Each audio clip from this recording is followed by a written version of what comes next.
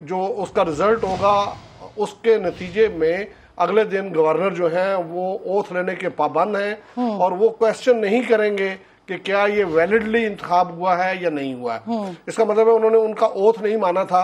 अगरचे जो short order था या जो आर्डर उस दिन जारी हुआ था 1 जुलाई को, उसमें उन्होंने उनको सीएम लिखा था, उसमें कोई एक्टिंग सीएम नहीं लिखा था, उसमें उनको कोई केयर टेकर सीएम नहीं लिखा था और न ही उन्होंने उसमें उनको जो है वो डिफेक्टो का लफ्ज उसके लिए इस्तेमाल किया, बिल्कुल सिर्फ सीएम का लफ्ज था। लेकिन 22 जुलाई से पहले का उनका स्टेटस ये है कि वो उस वक्त तक मुंतखब नहीं थे और मुंतखब होने के लिए 22 जुलाई का मामला रखा गया। यानी हम ये कर सकते हैं कि कंसीडर कर सकते हैं कि शायद ये दोबारा सारी प्रैक्टिस हो। जी, ये दोबारा सारी प्रैक्टिस। अरशद साथ ही मौजूद है। अरशद, जरा डिटेल दीजिए। सबसे पहले तो मुबारकबाद भी कबूल कीजिए, बहुत बड़ी खबर आप हमें दे रहे हैं, अब इसकी जरा तफसील भी दीजिए।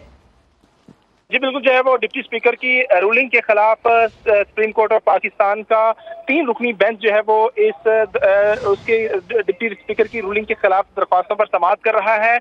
दौरान समाअत जो है वो अदालत की जानब से ये अंदिया दिया गया है कि सुप्रीम कोर्ट ने ये कहा है कि हमजा शहबाज का बतौर वज़ीर आला 22 जुलाई से कबल का स्टेटस जो है वो बहाल करने का अभी अदालत की जानब से अंदिया दिया गया है। तमाम जो है वो इस दौरान जब केस की समाअत जारी थी तो उस वक्त अदालत की जानब से इस्तफसार किया गया कि डिप्टी स्पीकर के वकील से कि आया कि अदालत ने डिप्टी स्पीकर से इलेक्शन का तमाम रिकॉर्ड तलब किया था, बताएं वो इलेक्शन का रिकॉर्ड अदालत में पहुंचा है या नहीं। जिस पर जो है वो डिप्टी स्पीकर के वकील ने कहा कि इस हवाले से मेरे पास मालूमात नहीं है।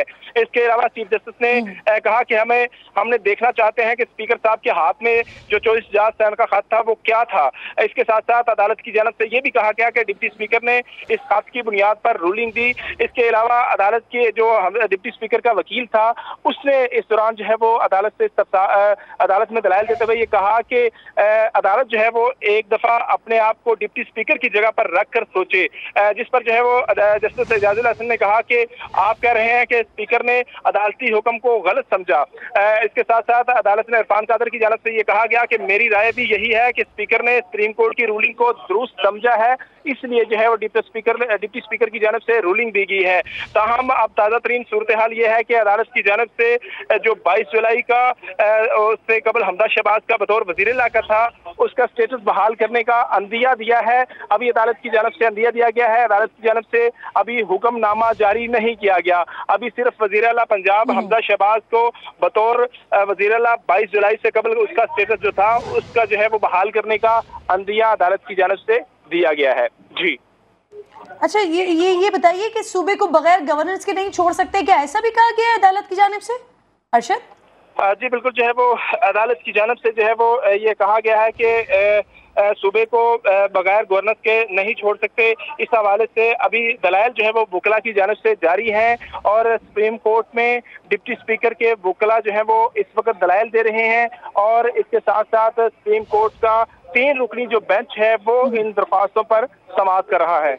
जी सही। यानी खालिद साहब, क्योंकि कोर्ट के मामलात को सारी जिंदगी देखते रहे हैं, कोर्ट रिपोर्टिंग करते रहे हैं, तो खालिद साहब कह रहे हैं कि ये मामला अब तवालत इख्तियार करता हुआ लग रहा है आपको? जी बिल्कुल, देखें इससे बहुत वाज़े हो गया है कि जो पिटिशनर्स यहाँ पे आए हैं चौधरी परवेज इलाही साहब और पीटीआई के लोग, उनकी ख्वाहिश तो यही थी कि उस रूलिंग को कलअदम करार दे के वो जो एक्चुअल गिनती है 186 और 179 उसको तस्लीम कर लिया जाए और चौधरी परवेज इलाही साहब को जीता हुआ उम्मीदवार करार दे दिया जाए। लेकिन ये जो जुमले, पहली बात तो हमें ये ज़हन में रखनी चाहिए कि जब तक कोई आर्डर आ ना जाए उस वक्त तक उसको किसी रिमार्क्स को किसी